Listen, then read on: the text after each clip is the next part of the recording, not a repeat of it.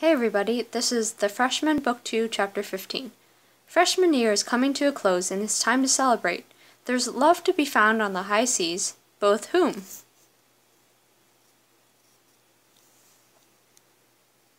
Chapter 15. Setting Sail.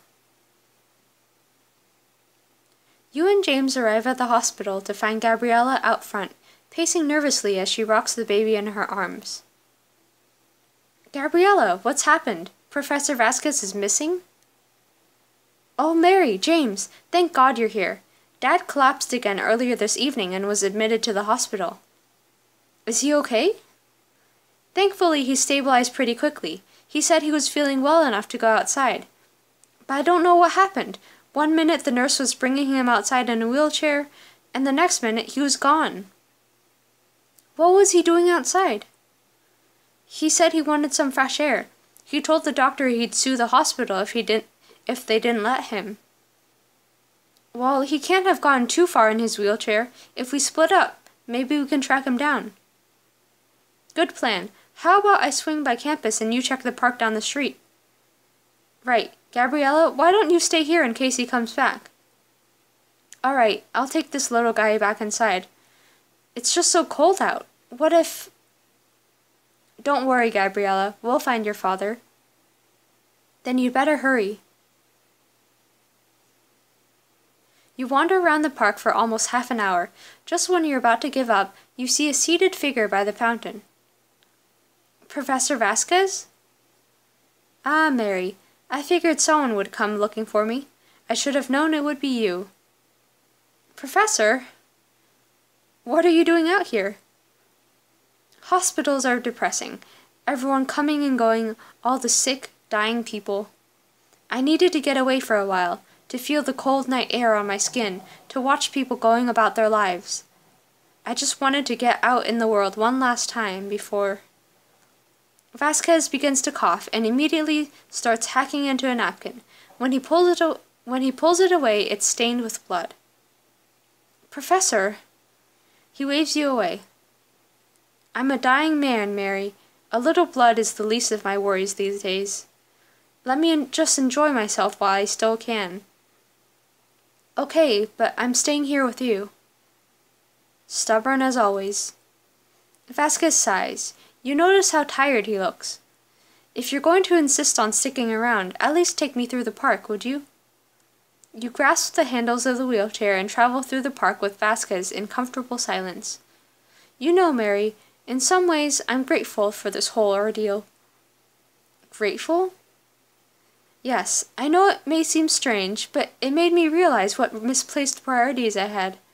I spent years estranged from my only daughter because of a mistake I was too proud to admit. When I leave this life, my greatest regret will be not making up with her sooner. Stop here, please, and sit down. You park his wheelchair next to a bench and sit down next to him. He takes one of your hands. I know I've put you through hell this year. Well, that's all in the past. Honestly, don't worry about it. Don't patronize me just because I'm ill, Mary. I know I've caused you more than a few headaches. Headaches, stomach aches, hand aches. I didn't even know that was a thing until I met you. Indeed. I get them frequently when the muse calls. Really? Mary has never written something until her hand hurt? That's weird. But even with all that, you've taught me so much. Vasquez smiles and gives your hand a squeeze. If I could leave you with just one more lesson. Professor, don't talk like... Shut up and let me finish, Mary. You press your lips together. Vasquez sighs. You can't leave your life with loose ends and unfinished stories. Be with the people you love while you have the chance, and when you do, don't just be with them. Be with them. Be present, be thoughtful, and always fight for them. You think back on your memories of those closest to you. Snowball fight! Oh, you are on! I call Chris. Chris and I are officially on a team. No fair! Chris literally got a scholarship for throwing stuff. Hey, less talk, more dodging, Tyler. Chris whips a snowball at Tyler's sidearm. It explodes against the front of his shirt. You're gonna regret that. Sounds like roommate bonding day to me. I'm in. Aw, you guys are the best sweet mates a girl could ask for. Get over here. Caitlin throws her arms out and scoops you all into a group hug. James pulls you into a hug. You nestle into the warmth of his chest, your head tucked under his chin. You know, Mary, I've always believed my writing to be the most important thing in my life, but I'm starting to see things differently. There's something special about you. I haven't been able to get you out of my head since the day you walked into Vasquez's office. I don't want to be with anyone but you. Just say the word and I'm all yours, whenever you're ready. I will, Professor. My life is full of wonderful people, and I'm not going to take them for granted. All right, Mary. I've had my say. If something's amiss in your life, then it's up to you to set things right. Professor, thank you for the advice. I'll do my best. It's been a tough quarter, but I'm grateful that I've had your guidance. Psst, don't get sappy with me. Let me start that again. Psst, don't get sappy on me now. I'm not the one with whom you need to reconcile. I suppose a nice, heartfelt moment with you is just too much to ask for. Forgive me, Mary. I just want you to focus on sorting out your life. It may seem like you've got an insurmountable task ahead of you, but if you don't at least try, you'll spend the rest of your life wondering what would have happened if you had. So don't waste any more time with me. Go, get your life together. And start with James. I'm getting really tired of this uncomfortable atmosphere surrounding the two of you. Okay, fair enough. I'll talk to him. You take the handles of Vasquez's wheelchair and begin to wheel him back to the hospital. Mary? Yes? I'm very proud of you. Aww. Aww. You return to the hospital to find James talking to Gabriella out front. Gabriella cradles the baby against her chest.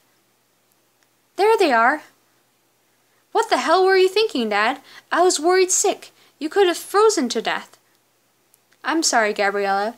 I just wanted to see the snow. Oh, and you had to sneak off without a word in order to do that? I mean, kind of. I went to your favorite park, the one we used to go to all the time when you were a child. Do you remember the time I brought you there and you made a snowman? You were 6? Gabriella nods as tears start to fill her eyes. I let you dress the snowman in my scarf, and you put a bunch of leaves in his arms. I asked you what you were doing, and you said that he was writing a book, just like your papa. Do you remember that? Yes, I remember. I often think about that day. I wanted to go back there today, to remember exactly how it was. Dad. Let's go inside. The baby will get cold. You and James watch as Vasquez and Gabriella disappear through the hospital doors. James lets out a long sigh. Hey, you okay? I'll be fine. It's just been a crazy week, that's all. Do you want to talk about it? It's been hard to process everything. I have so many emotions bumping up against one another. I'm angry at Vasquez for keeping his condition a secret, but sad to see him declining. I feel hurt that you knew and didn't tell me, but I know it wasn't your fault. And part of me misses the way things were before. I wish that none of this had ever happened. I know, James. But I can't change the past. I've thought about how things could have been different, if I'd told you the truth, if I'd never walked in on Vasquez, but sometimes there is no right decision. If none of this had happened, we would probably still be in the dark about Vasquez's condition.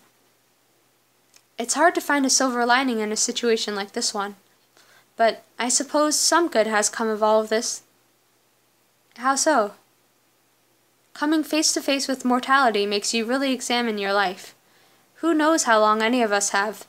It may be kind of a morbid thought, but no, I know what you mean. Life is too short to hold grudges. I want things to be right between us, Mary. You may have hurt me, but that doesn't outweigh all the happiness you've brought me too. James. James takes your hand in his. Truce? Truce. He pulls you into a hug and holds you close. James, kiss me. You feel the warmth of his body against yours as your lips meet and snow falls around you. God, I missed you. I missed you too. Just please promise me that from now on there are no more secrets between us. James, I promise. I never want to put you through anything like that again. Good, because I never want to go through anything like that again. So, I guess we should catch up to Vasquez? You go on. I have a few other things I need to take care of. I guess you have your own set of issues to work out, huh? You got that right. But let's hang out soon, okay? Actually, I was hoping we could go to the boat dance together tomorrow. James cups your face in his hands, running his thumb gently across your cheek. He grins at you. I figure we could make up for lost time, end the quarter on a high note. Well, yes, of course. I'd love to. Great, I can't wait. I'm going to be the luckiest guy there, that's for sure. We'll see how lucky you get. Pick me up at 8?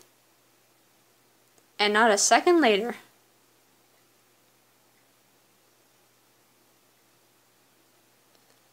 I never noticed the posters on the wall. Are those Caitlin's posters? Because they're all like horror movie posters. After trudging through the snow, you arrive home, exhausted but relieved. As you're heading to your room, you notice that Caitlin's door is slightly ajar. You poke your head in. Okay, yes, it is Caitlin's room. Hey, Caitlin. Oh, hey, Mary. Caitlin is curled up on her bed, writing in a notebook. Have you started keeping a diary again? Yeah, but hopefully it'll be less embarrassing this time around. It helps, you know. Writing lets me sort out my thoughts. Caitlin, I just wanted to say sorry. Oh. Sorry, I didn't mean to cut you off. I just wanted to apologize for being so pushy about you coming out. Thinking about it now, you needed space and I should have respected that. I'm sure coming out to your parents like that was a lot to process. I'm glad you understand. It's not that I didn't appreciate your support, but working through all those emotions was something I needed to do alone. I get it, and I'm sorry that I didn't realize it sooner. I appreciate the apology, but I think I'm the one who needs to say sorry. What? But you have nothing to apologize for. Don't I? I shut you out when you were only trying to help me. Caitlin, I know how hard this has been for you. I understand that you needed time to do yourself. But I was way too harsh. I was upset about my parents and I took it out on you. My parents called me the other day. Yeah? How did it go? Better than I thought. Better than I would have thought. My dad apologized for storming off. He's still adjusting, and I don't think he's entirely comfortable with who I am. But he said that he'll always love me, no matter what. We'll work it out. Oh, Caitlin, that must be a huge relief. But it got me thinking. None of this would have happened without you. What do you mean? You've been so kind and understanding since the day I met you. For the first time in my life, I don't have to hide who I am. I don't even have to think about it. I just know that I'm happy and that you'll always have my back. Caitlin, I feel the same way. I hope you can forgive me for the way I've been acting lately. There's nothing to forgive. I just want my best friend back. I can't wait to catch up. Us not talking has been killing me. Me too. Tomorrow's gonna be a night to remember. After staying up late talking to Caitlin, you wake up early the next morning and wait in the kitchen for Chris. His eyes widen as he walks in and sees the table fully set, a mountain of pancakes teetering in the center. Morning, Mary. What's all this? It's an apology breakfast. Take a seat.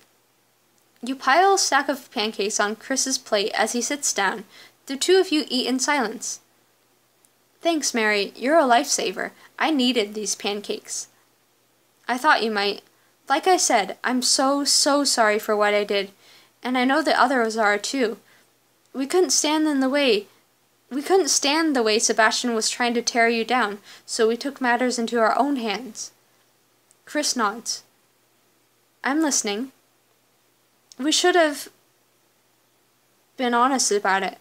For some reason, when Becca came to me with a solution to your problems, I decided to get everyone involved except you. I went behind your back and tried to shelter you like a child. That was stupid of me. If you'll forgive me, I promise I'll never keep a secret like that from you again. Chris hesitates for a moment. You bite your lip and look down at your pancakes. Finally, he speaks. I do. Forgive you, I mean. I forgive you. Oh, thank God. Chris laughs. I take it this was bugging you? You have no idea. I mean, it's not like I haven't been forgiven for much. It's not like I haven't been forgiven for much, much worse. Like I said, everyone deserves a second chance. Well, thank you for the pardon, Mr. President. Mr. President? The title still feels weird? Weird, but good. I'm glad. Next quarter is going to be kick-ass. I can't wait. Isn't it crazy to think that, after tonight, there will only be one more quarter left of freshman year? And just a few months ago, we thought it would never end. What will you wear to the party? Something cheap. This will have to do.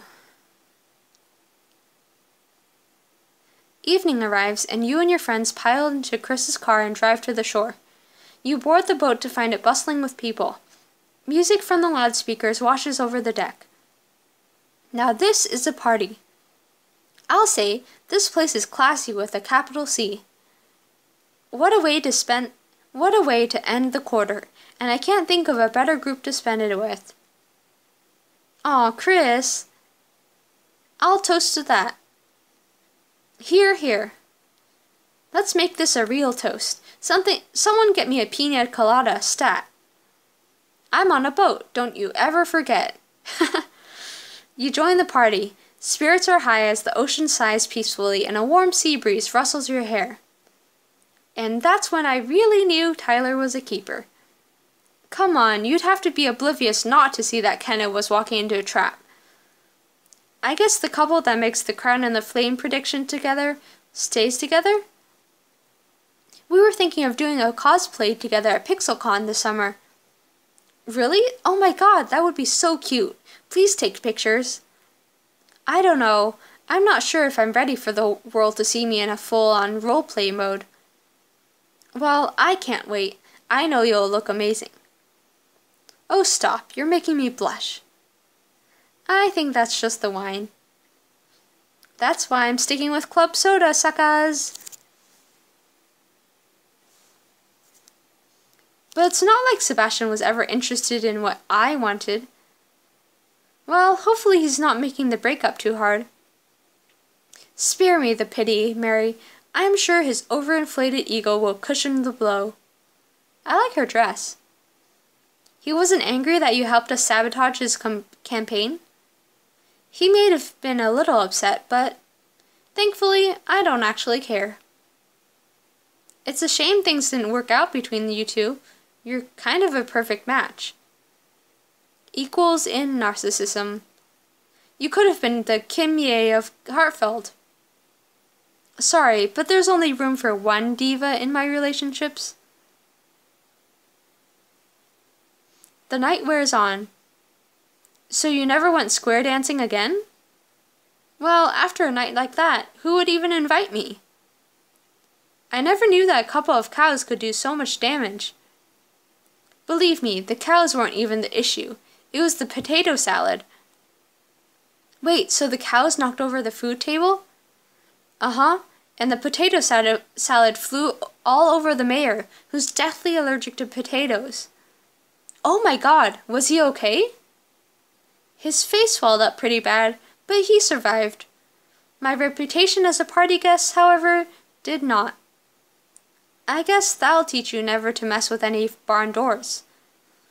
Oh, consider that lesson learned. As people continue to mingle, you catch sight of Abby standing alone by the railing. Hey, everything okay? Yeah, I'm good. Just taking a moment to catch my breath. You lean on the railing next to her. So, it sounds like you and Tyler have some fun planned. How are things going with them? Really good. I mean, I think we both had a lot of learning to do. But he's sweet and smart and funny, and he cares about me, and, well, I think I love him. Abby, that's great. Have you told him that? Not yet. To be honest, I'm a little nervous. I don't think you have anything to be worried about. He's clearly devoted to you. But what if he doesn't feel the same way? Abby, I'll bet he loves you too. Yeah, I'll wager that. He's probably thinking the exact same thing as you. I don't know. Are you sure? With him, it can be hard to tell. When I see you two together, he always looks like he's about to explode from happiness. Trust me, he's probably having this exact same conversation with Zach right now. You know, you're right. I actually feel a lot better. I'm going to try to work up the courage to tell him tonight. That's the spirit. Okay, I'm not going to worry about it for now. What about you? How's your love life?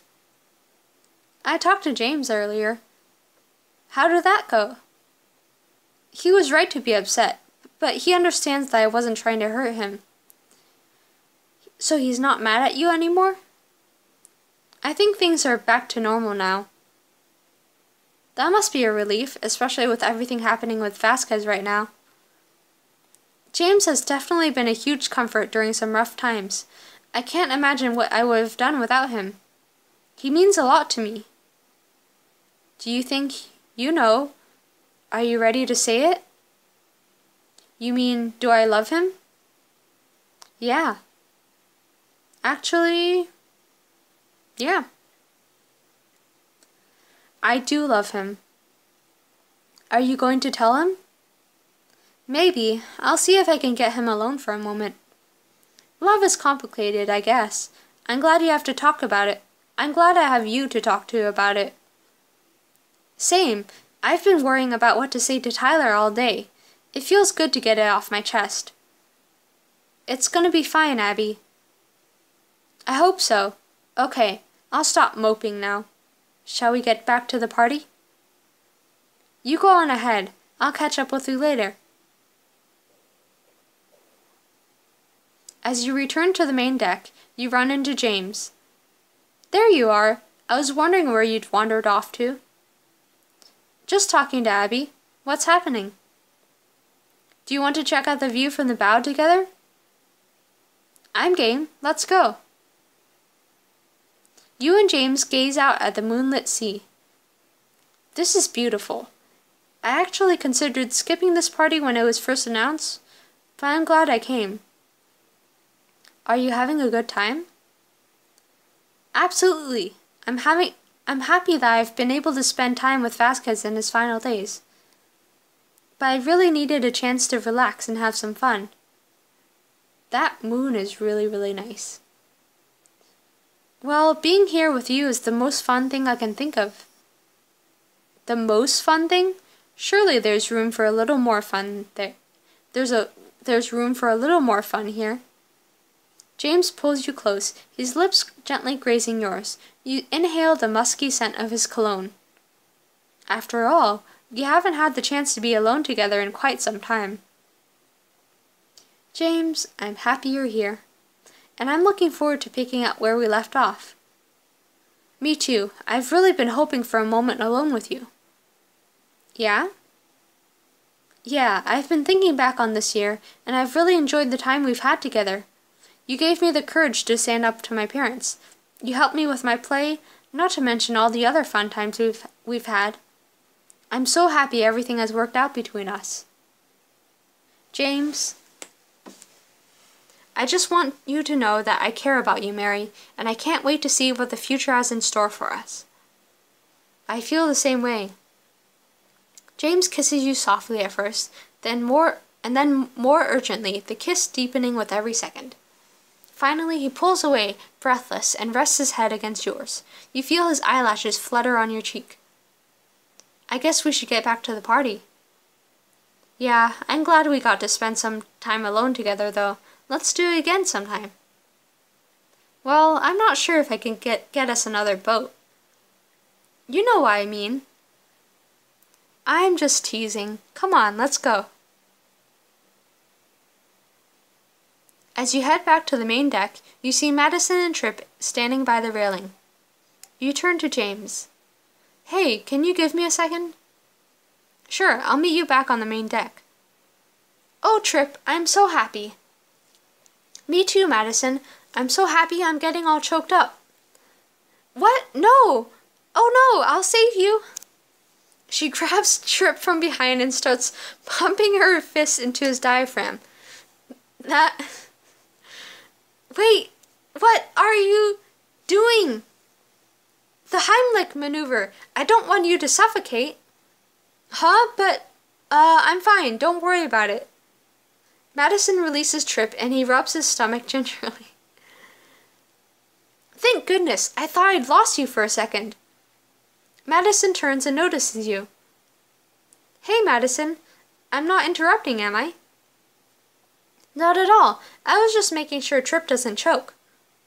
Yeah. Thanks, Sugar Plum. He's so funny. Did you know he had a crush on me all quarter?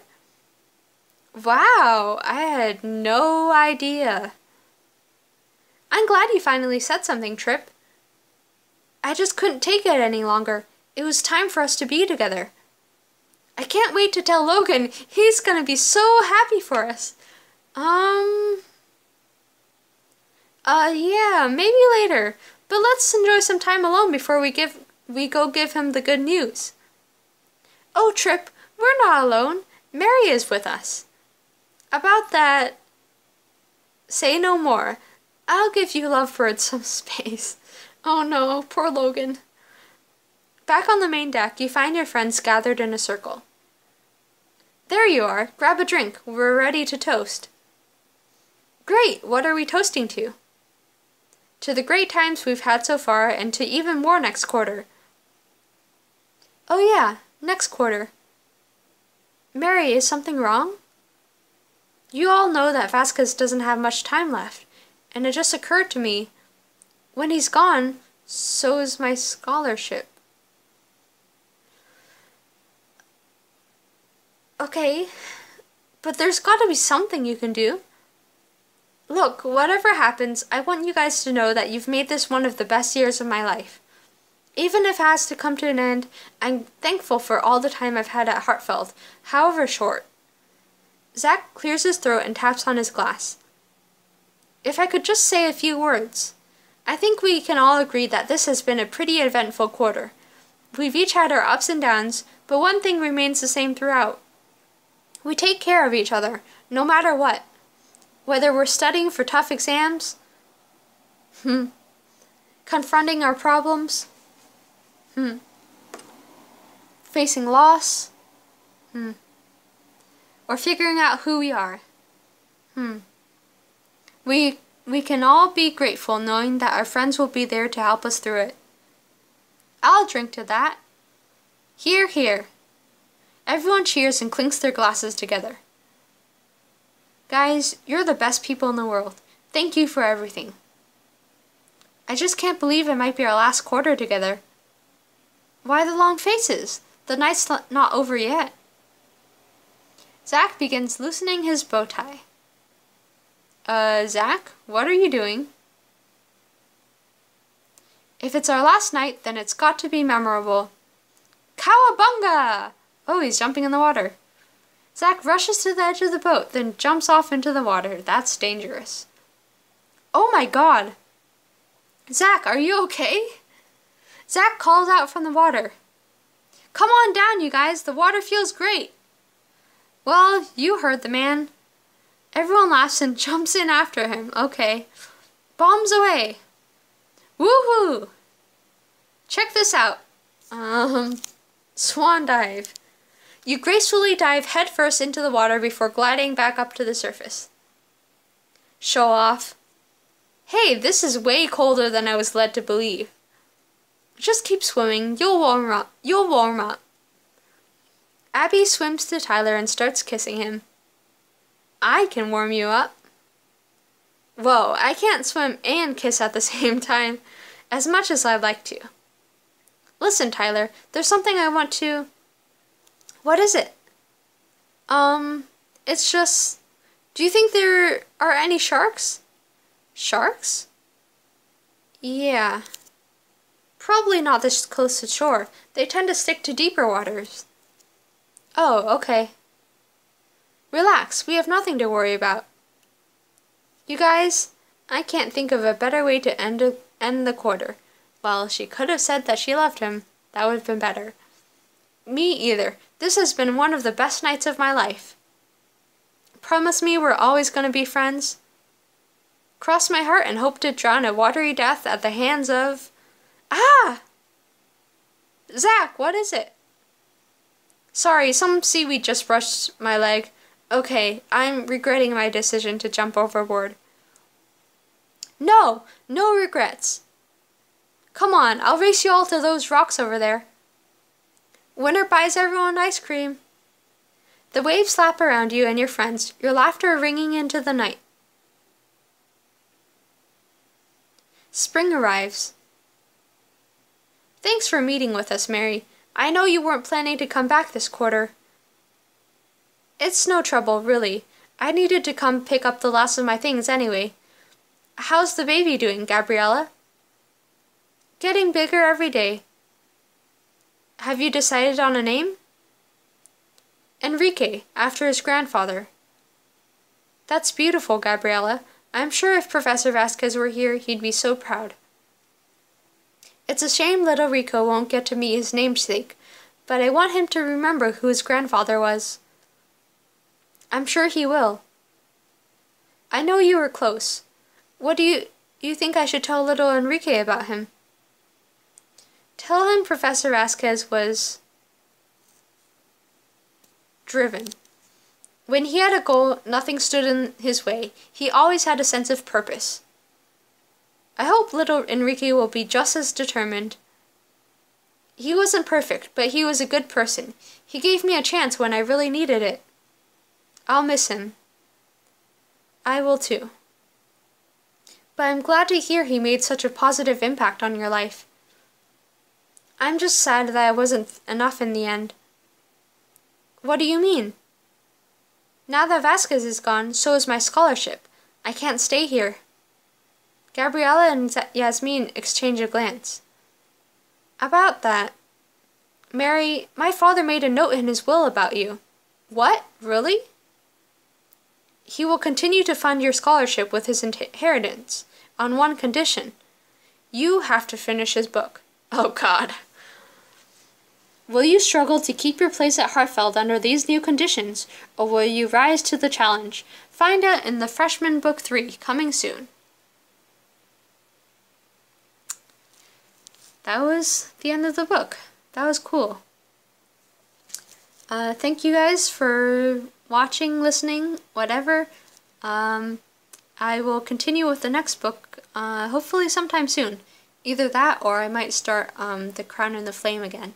Book 3. Okay. Thanks, guys.